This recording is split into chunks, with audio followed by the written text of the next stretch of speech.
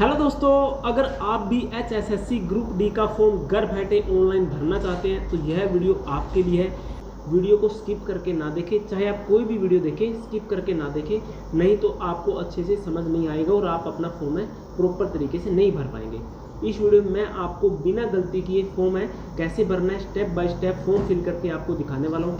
First time user है कैसे apply करेंगे, जिन्होंने पहले CET का फॉर्म भरा था वो किस प्रकार से भर पाएंगे, और आपकी फ़ीस का क्या क्राइटेरिया है, फ़ी डिटेल क्या रहने वाली है, एज का क्राइटेरिया क्या है, कास्ट सर्टिफिकेट है वो कब से बना हुआ होना चाहिए या EWS है वो कब का आपका बना होना चाहिए, कौन सा आपने लगाना है, साइन व फोटो किस प्रकार से अपलोड करेंगे, वो सारी वीडियो इस वीडियो में मैं डिटेल से बताने वाला हूं। तो चलिए दोस्तों वीडियो शुरू करते हैं। वीडियो शुरू करने से पहले दोस्तों आपसे एक रिक्वेस्ट है, अगर आप हमारे चैनल पर पहली बार आए हैं तो चैनल को सब्सक्राइब कर लें। वीडियो अच्छी लगे दोस्तों वीडियो को ज़्यादा से ज़्यादा लाइक और शेयर करें, और डिस्क्रिप्शन बॉक्स में मैं आपको व्हाट्सअप चैनल का लिंक दे रहा हूँ। उस चैनल के माध्यम से जितनी भी गवर्नमेंट की तरफ से जॉब आती है, स्कीम आती है, वो सारी अपडेट है उस चैनल के माध्यम से हम देते रहते हैं। तो व्हाट्सअप चैनल को ज़रूर फॉलो करें। तो चलिए दोस्तों आगे बढ़ते हैं।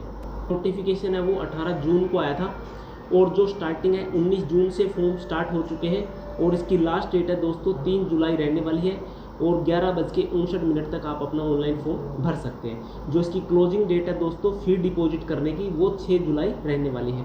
अगर आपके फॉर्म में किसी प्रकार की मिस्टेक हो जाती है तो आप 7 जुलाई 2026 से लेकर के 9 जुलाई 2026 के बीच में उसको करेक्ट कर सकते हैं।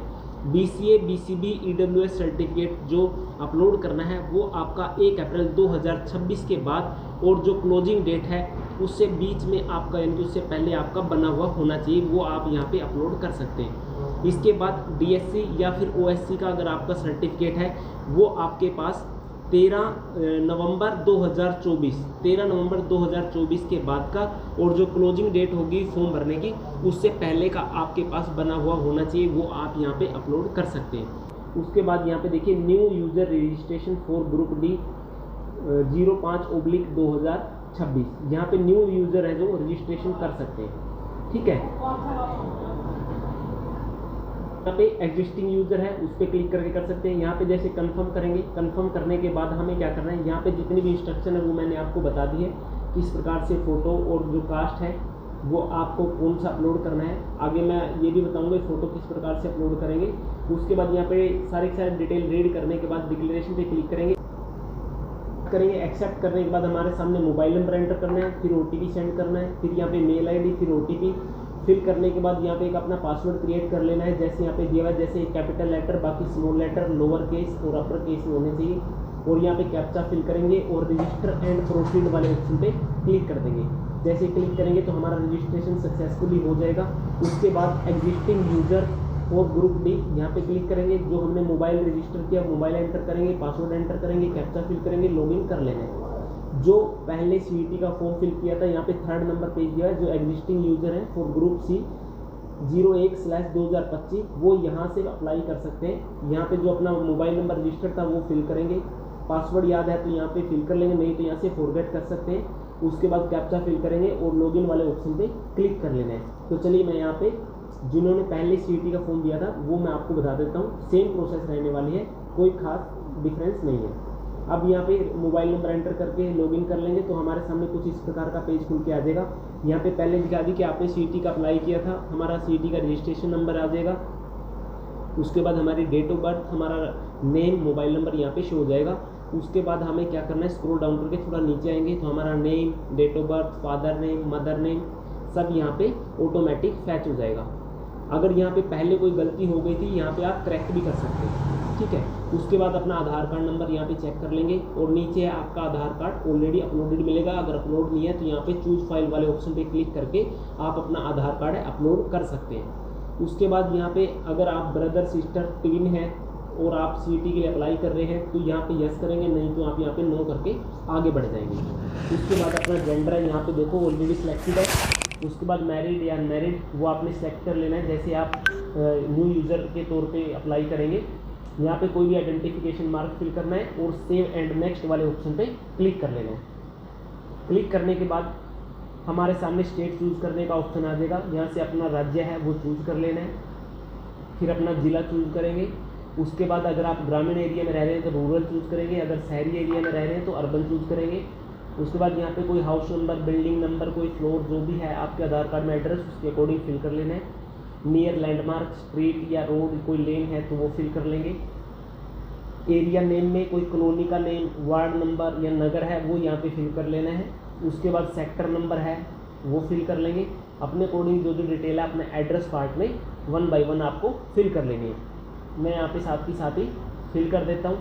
उसके बाद आपको क्या करना है, यहाँ पे जो तहसील है तहसील अपनी फिल कर लेनी है, और जो आपका पोस्ट ऑफिस लगता है वो फिल कर लेना है।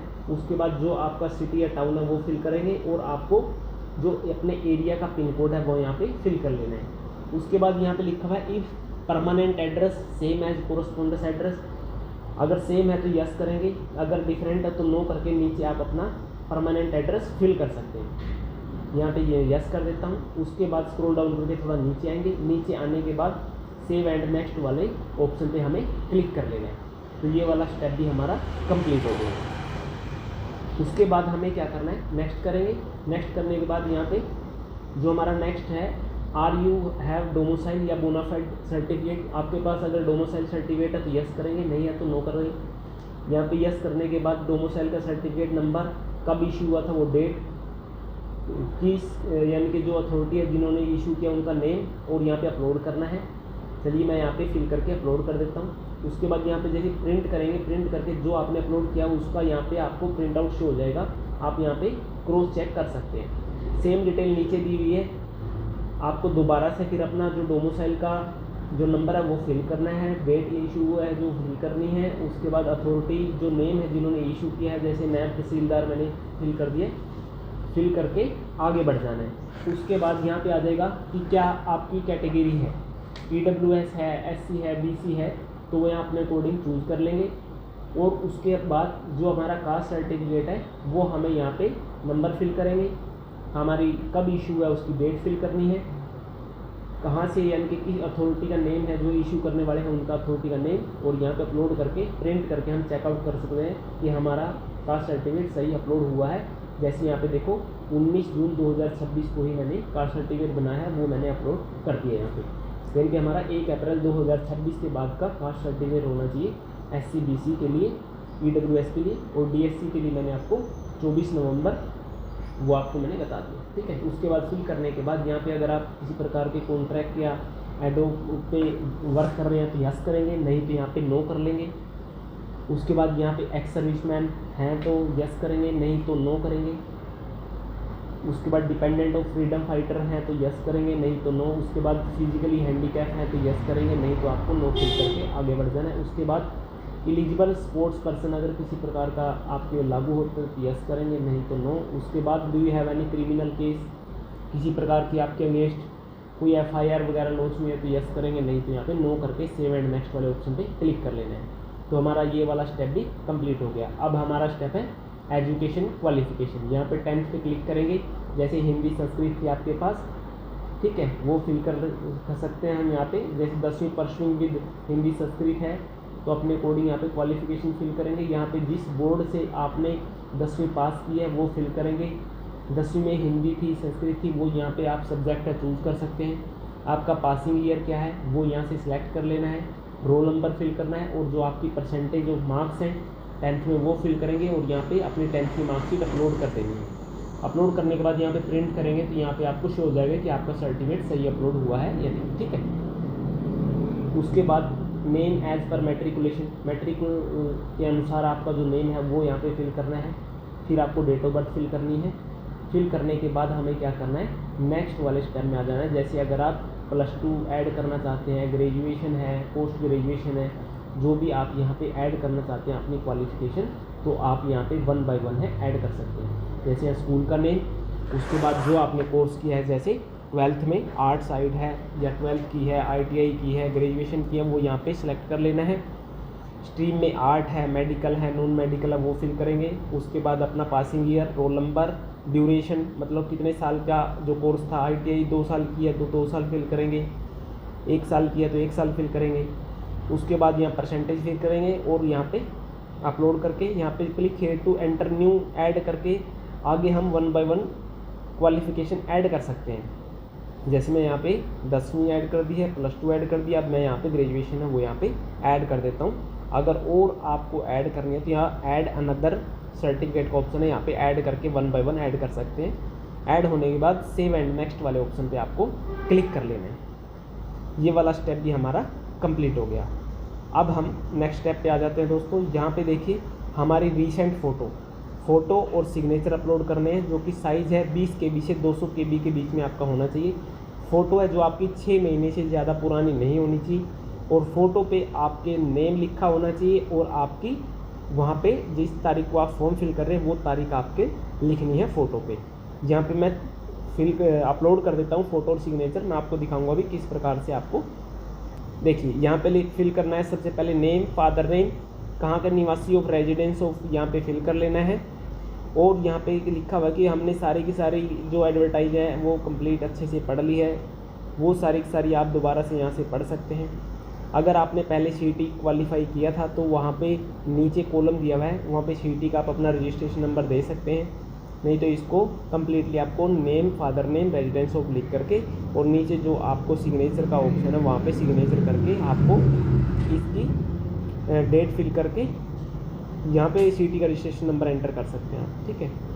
उसके बाद आपको यहाँ पे अपलोड करना है। चलिए मैं यहाँ पे वापस वेबसाइट पर आ जाता हूँ। यहाँ से इसको हटा के ये अनेक्सर का जो चूज फाइल का ऑप्शन है यहाँ से अपलोड कर देंगे। यहाँ सेव एंड नेक्स्ट करने के बाद हमारे सामने नेक्स्ट स्टेप है वो ओपन हो जाएगा। यहाँ पे सारी की सारी डिटेल है हमारी शो हो जाएंगी।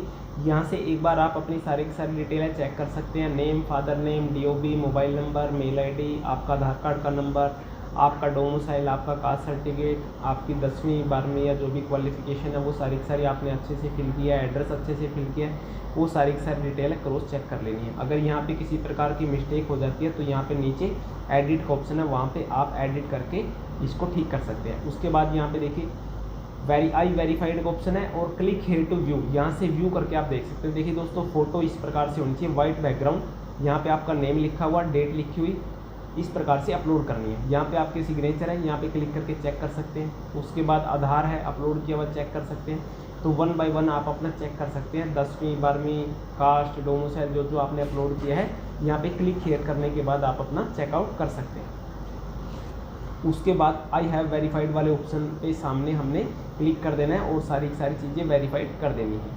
तो यहाँ पे 1 बाय 1 है, मैं सारी की सारी वेरीफाई कर देता हूँ क्योंकि सारी की सारी डिटेल सही है और जो अपलोड किए गए डॉक्यूमेंट है वो भी सही है। उसके बाद यहाँ पे डिक्लेरेशन पे क्लिक करना है और यहाँ पे देखिए ये ऑप्शन दिया हुआ है click here to edit your CET application form. यहाँ पे कोई मिस्टेक हो जाती है तो यहाँ पे क्लिक करके दोबारा से हम उसको करेक्ट कर सकते हैं। उसके बाद I have fill by them yourself, यहाँ पे क्लिक करेंगे कि हमने फॉर्म खुद फिल किया। डिक्लेरेशन पे क्लिक करेंगे और सबमिट योर CET रजिस्ट्रेशन वाले ऑप्शन पे क्लिक कर देंगे। क्लिक करने के बाद देखिए डाटा सबमिटेड सक्सेसफुली, हमारा जो डाटा है वो सबमिट हो चुका है। उसके बाद हमें क्या करना है, सारी की सारी डिटेलें देख लेनी है। उसके बाद यहाँ पे देखिए आधार वेरीफाइड, यहाँ पे आधार या फिर फैमिली ID वेरीफाई करनी है। अगर हम इसको वेरीफाई नहीं करेंगे तो यहाँ पे जो हमारी फ़ी है वो ज़्यादा लगेगी, हम अपर यानी कि जनरल में काउंट होंगे अगर रिजर्वेशन कैटेगरी का लाभ लेना है। तो यहाँ पे फैमिली ID एंटर करेंगे, कैप्चा फिल करेंगे, कैंडिडेट का नेम सेलेक्ट करना है जिस कैंडिडेट के नाम से हम फॉर्म फिल कर रहे हैं, और उसके बाद यहाँ पे कैंडिडेट के नेम के सामने सेलेक्ट वाला ऑप्शन है और सबमिट कर देंगे। तो यहाँ से हमारा जो आधार है वेरीफाई हो जाएगा, फैमिली ID है तो वेरीफाई हो जाएगी।